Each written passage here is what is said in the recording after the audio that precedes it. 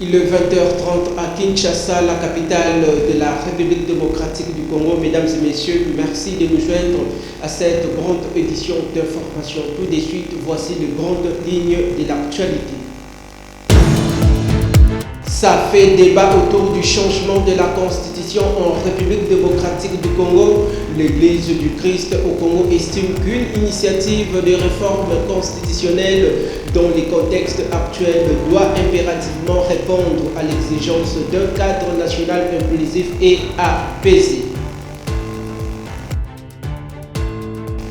La situation épidémiologique à la maladie à virus Ebola, le gouvernement congolais intensifie la coordination de la riposte contre cette épidémie qui secoue la population dans l'est de l'RDC.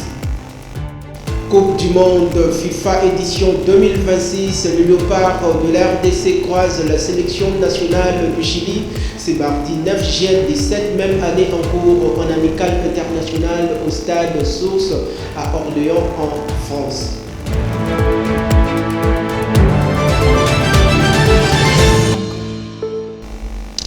Une fois de plus, mesdames et messieurs, merci d'être branchés. Vous devez savoir que la riposte contre la maladie à virus Ebola qui sévit dans la partie orientale de la République démocratique du Congo le dimanche 7 juin dernier, la commissaire des Nations Unies en charge des questions humanitaires, Adja Labib, a visité les centres de traitement où les patients souffrant à cette maladie sont admis. Regarde. C'est une forte délégation qui a accueilli cette diplomate affectée au sein de l'Union européenne. Il s'agit ici du commandant des opérations et gouverneur militaire de l'Ituri, le lieutenant-général Luboyanka Chamadjoni, entouré des responsables sanitaires et partenaires humanitaires engagés dans la réponse.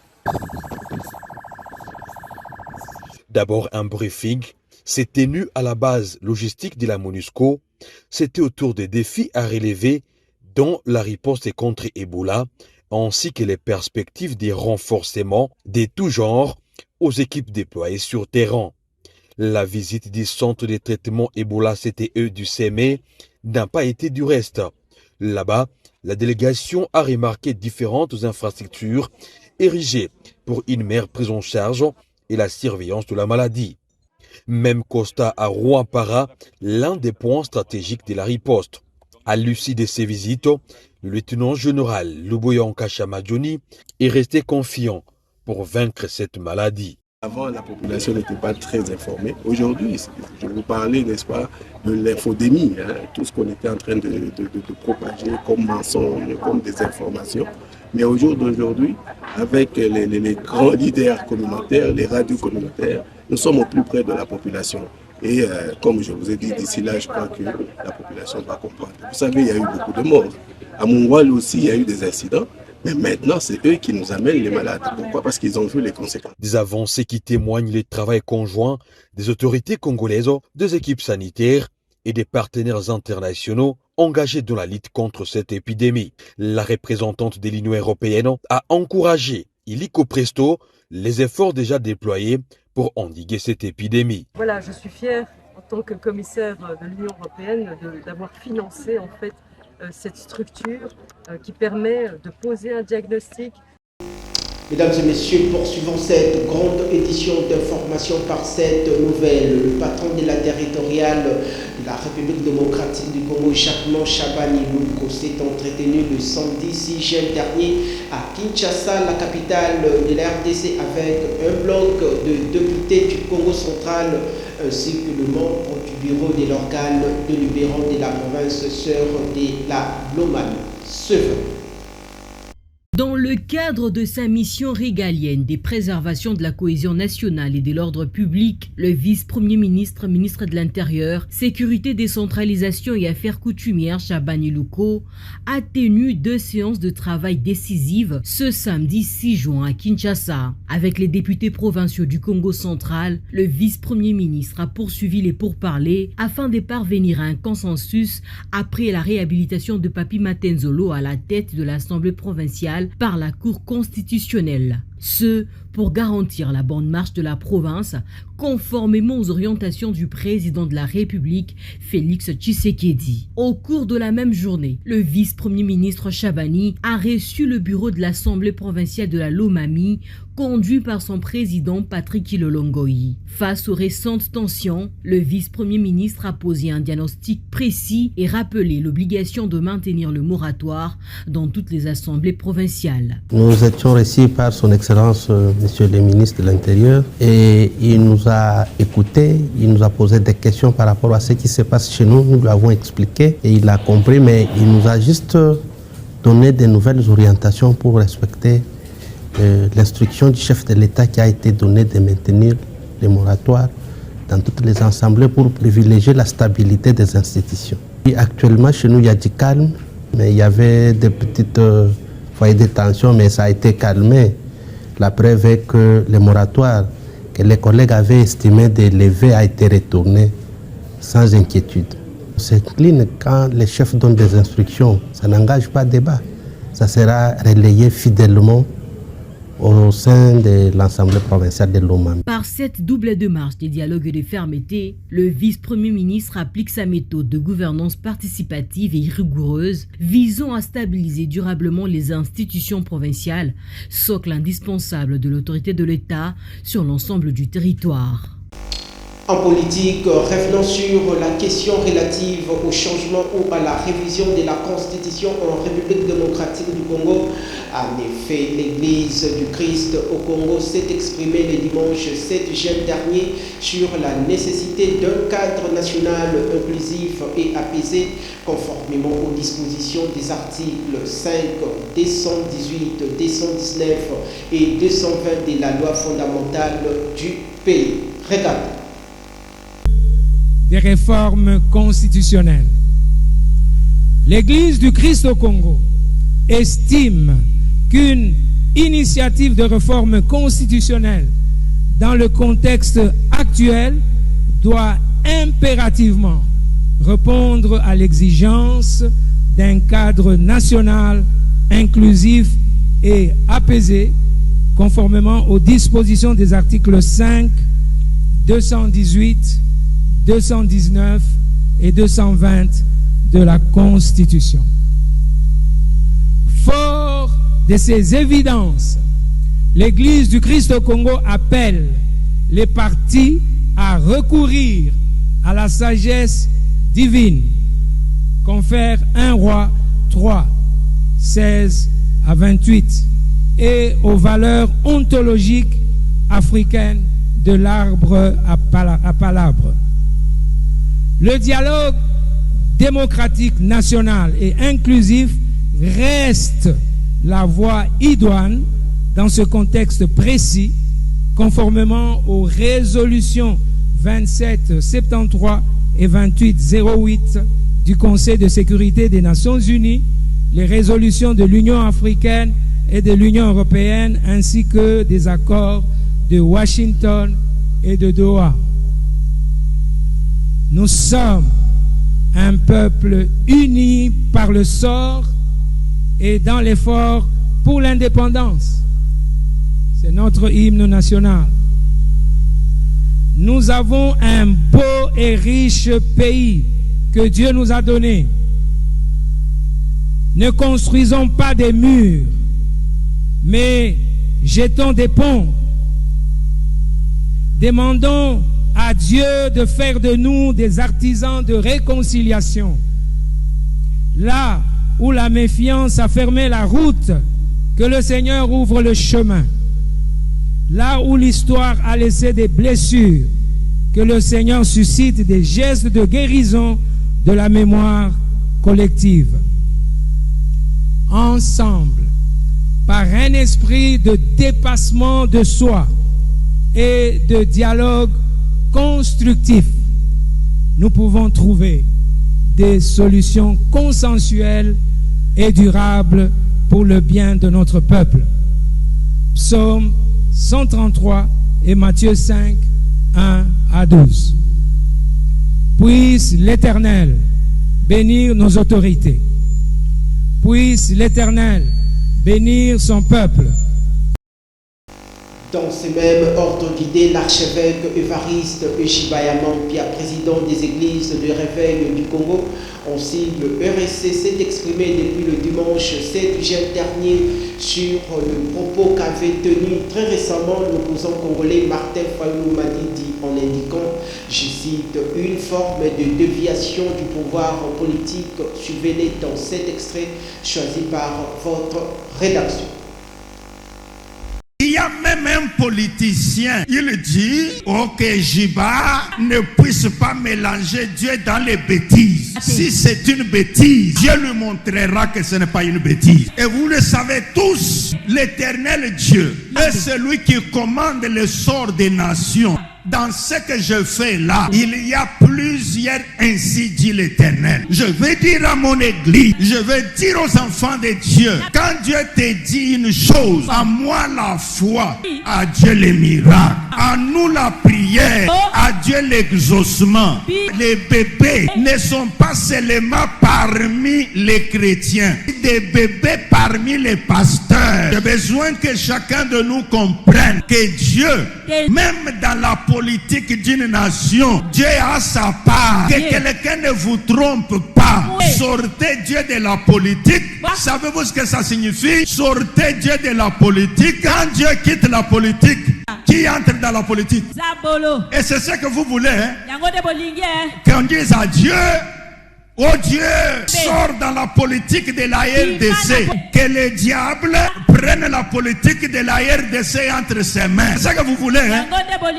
Mais quand Dieu entre dans la politique, c'est par qui il entre? C'est par ses serviteurs. C'est par ceux qui ont la lumière de l'évangile. Dans le secteur de l'enseignement supérieur et universitaire en RDC, la République démocratique du Congo s'apprête à franchir une nouvelle étape décisive dans la promotion de la science, de la recherche et de l'innovation. À cet effet, sous l'impulsion du ministre de l'enseignement supérieur et universitaire, recherche scientifique et innovation, la 4e édition du Forum du génie scientifique congolais. Regarde.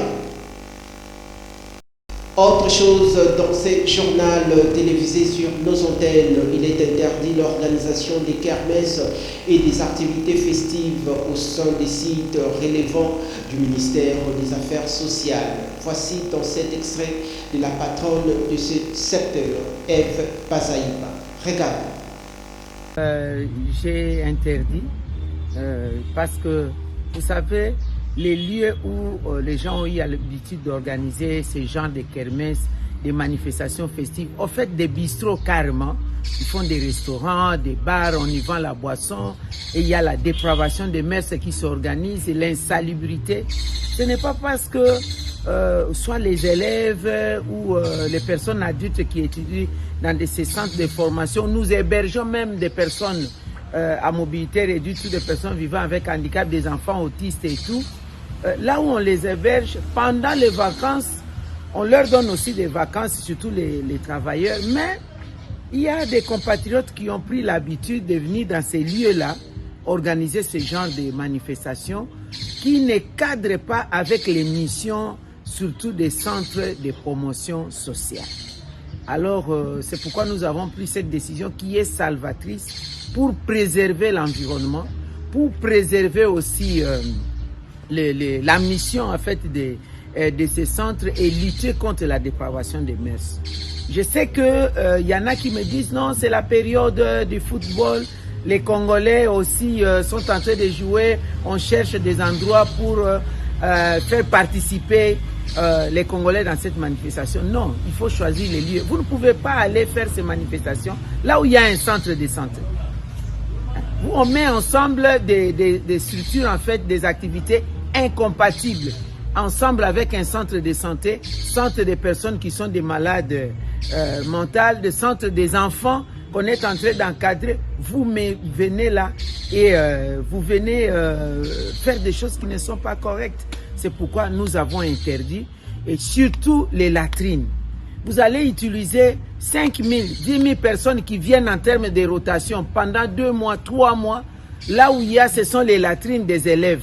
Et bientôt, les vacances, c'est 2 mois juste. 2 mois après, les élèves doivent rentrer maintenant à l'école. Qu'est-ce que nous faisons? Changeons cette fois-ci de registre pour aborder les questions relatives à la défense nationale. Retenez que les forces armées de la République démocratique du Congo ont établi le week-end dernier un rapport détaillé de la situation sécuritaire générale dans la partie est de la République démocratique du Congo. La République démocratique du Congo appelle la communauté internationale à condamner sans ambiguïté les actes d'agression et les violences perpétrées contre les populations civiles, à soutenir les efforts de lutte contre le terrorisme et à contribuer au renforcement des mécanismes destinés à empêcher l'acquisition et l'utilisation de moyens militaires sophistiqués sur le territoire national. À nos compatriotes vivant dans les zones affectées par les conflits armés, ainsi qu'à ceux qui subissent les conséquences de l'occupation de certaines portions du territoire national, les forces armées de la République démocratique du Congo adressent un message de solidarité, de confiance et de résilience. La nation ne les abandonnera jamais. Les forces armées de la République démocratique du Congo demeurent à leur côté et poursuivent sans relâche leur mission de protection du peuple congolais. Les forces armées de la République démocratique du Congo restent résolument engagées dans leur mission républicaine de défense de la nation. Face aux menaces qui continuent de peser sur notre pays, elles restent pleinement mobilisées pour garantir la protection des populations, préserver l'intégrité territoriale de la République et faire échec à toute tentative de déstabilisation. Les forces armées de la République démocratique du Congo réaffirment leur détermination à poursuivre leur mission avec professionnalisme, discipline et loyauté jusqu'au rétablissement complet de la paix, de la sécurité et de l'autorité de l'État sur l'ensemble du territoire national. Je vous remercie pour votre attention.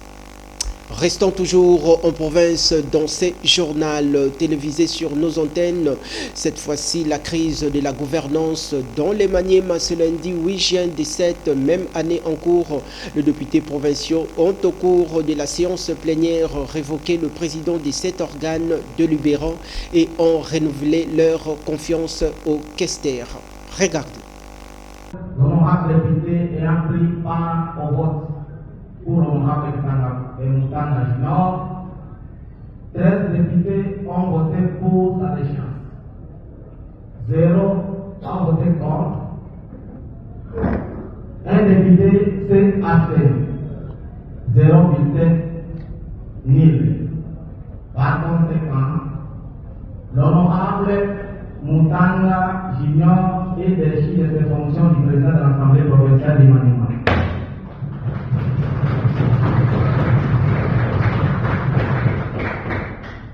Voici comment se présente le vote pour l'honorable Assani Noël Hott, questeur de l'Assemblée provinciale du Maniema.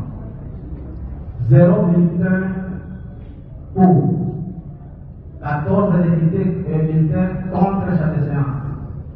0 abstention, 0 bulletin nul. Par conséquent, l'honorable Assani Noël Hott reste dans les fonctions du questeur de l'Assemblée provinciale du Maniema. Quittons Maniema pour parler autre chose dans ces journaux. Notre confrère Nathan Ekouchou nous fait savoir que les habitants de la planète célèbrent ce lundi 8 juin 2026 la journée mondiale des océans, un événement de haute portée internationale visant à sensibiliser le public sur l'importance vitale des écosystèmes marins.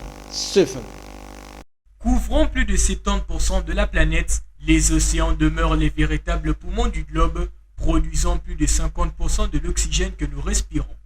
Le concept d'une journée mondiale avait été initialement proposé en 1992 à Rio de Janeiro, capitale économique du Brésil, par le Canada via le Centre international d'exploitation des océans et l'Institut océanique du pays lors du sommet de la Terre des Nations Unies. Étant donné son officialisation le 5 décembre 2008 par l'Assemblée générale de l'ONU, cette journée se caractérise par des expositions, des conférences éducatives et des projections de films documentaires visant à mobiliser la population mondiale et les engagements des opérateurs du secteur environnemental pour la protection d'au moins 30% des océans d'ici 2030. À cela s'ajoutent des campagnes de sensibilisation face à la pollution plastique affectant les animaux marins, mais aussi le réchauffement climatique causé par les activités de l'homme via l'émission des gaz carboniques.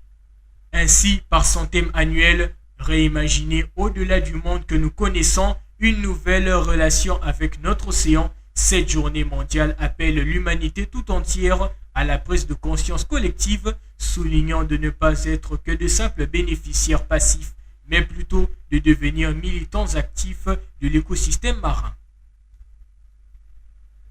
Ouvrons la page sportive dans cette grande édition d'information sur nos antennes. Le match amical international qui opposera le Léopard de la République démocratique du Congo et le Chili se jouera ce mardi 9 juin de cette même année en cours au stade de la Source à Orléans en France à huis clos.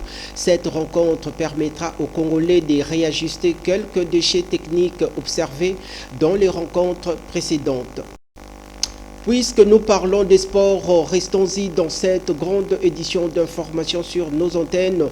Une ambiance fulgurante s'est ressentie dans les stades de la République démocratique du Congo depuis le week-end dernier, notamment lors du match de la Linafoot qui s'est soldé par la défaite du tout-puissant Mazembe face à l'AS Maniema Union, mais également celui de l'ASV Club du FC Les Aigles. Regardez. La Linafoot n'a pas perdu son ampleur et ce week-end en est la preuve. La ville de Kinshasa et celle de Lubumbashi étaient animées par 4 rencontres alléchantes et au cours de ces matchs, le classement provisoire s'est basculé, la course au titre et les places africaines sont fortement disputées. À Kinshasa, le samedi 6 juin 2026, l'ASV Club était face au FC Les Aigles du Congo dans un match avec plusieurs attentes de part et d'autre après que le match aller s'était achevé avec plusieurs contestations qui ont provoqué des actes de violence. Et pour ce match retour, la rencontre s'est soldée sur un nul vierge des deux côtés et le même samedi au stade Kibasa Maliba, les cheminots du Saint-Éloi Lupopo ont renoué avec les victoires en s'imposant 3-0 devant l'AS Simba. Plus encore, le dimanche 7 juin 2026, les surprises n'étaient pas exclues. À la première explication, Céleste FC a tenu en échec les Salésiens de Don Bosco sur un score de 2 buts partout. Et pour la deuxième rencontre, les Corbeaux du TP Mazembe ont été battus par Maniema Union dans leur propre fief. À l'issue de ces rencontres, les Aigles du Congo tiennent la tête du classement provisoire avec 22 points et 20 points pour le TP Mazembe, suivi des Dauphins Noirs de Kinshasa qui clôturent le podium du classement avec 17 points. Tout porte à croire que la suite du championnat s'annonce excitante avec les matchs de la 10e journée qui vont se jouer ce mercredi 10 juin 2026 et le jeudi 11 juin prochain en RDC. Bien avant de clore cette session d'actualité, lisons le journal paru ce lundi 8 juin dans la ville province de Kinshasa sous le timbre vocal de notre confrère Nathan Ekouchou. C'est un réel plaisir pour nous de vous retrouver, chers téléspectateurs, pour cette nouvelle édition de la lecture des jours. Ouvrons la page avec le quotidien qui nous indique en contenu Fally Ipupa décoré par le chef de l'État. Il ajoute également en commentaire que le président de la République, Félix-Antoine Tshisekedi Tshilombo, a procédé le samedi 6 juin 2026 à la Cité de l'Union africaine à Kinshasa à la décoration du célèbre chanteur congolais Fally Ipupa à la suite de sa double prestation le 2 et 3 mai dernier au mythique Stade de France. Il est à cet effet devenu le premier artiste africain francophone évoluant en Afrique à se produire dans ce stade. Dans un autre registre, la référence plus nous souligne en contenu que face à l'Ebola en RDC, la commissaire européenne aux affaires humanitaires est en visite à Bunia. Il ajoute également que la commissaire européenne à la coopération internationale, à l'aide humanitaire et à la réaction aux crises, Adja Labib, est arrivée le dimanche 7 juin 2026 pour une visite express à Bunia, dans l'est de la RDC. Le chef-lieu de la province de l'Ituri fait face depuis le 15 mai dernier à une nouvelle épidémie d'Ebola.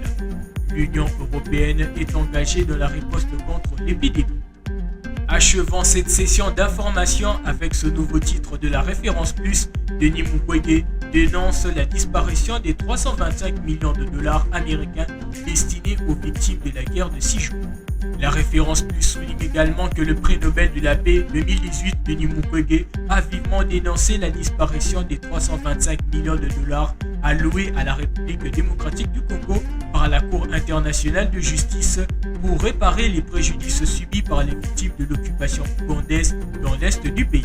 Dans un message publié à l'occasion du 26e anniversaire de la guerre de 6 jours de Kisangani, le médecin congolais a regretté que ces fonds accordés en 2022 au titre de réparation n'aient toujours pas bénéficié aux personnes concernées. Voilà, c'est la fin de cette édition de la lecture des journaux. Au revoir. C'en est fini pour aujourd'hui, mesdames et messieurs. Vous qui venez à peine de nous joindre, place au rappel des titres.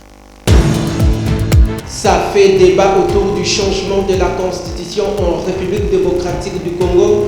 L'Église du Christ au Congo estime qu'une initiative de réforme constitutionnelle dans les contextes actuels doit impérativement répondre à l'exigence d'un cadre national inclusif et apaisé. La situation épidémiologique à la maladie à virus Ebola, le gouvernement congolais intensifie la coordination de la riposte contre cette épidémie qui secoue la population dans l'est de l'RDC. Coupe du Monde FIFA édition 2026, le léopard de l'RDC croise la sélection nationale du Chili. C'est mardi 9 juin de cette même année en cours en amical international au stade Source à Orléans en France.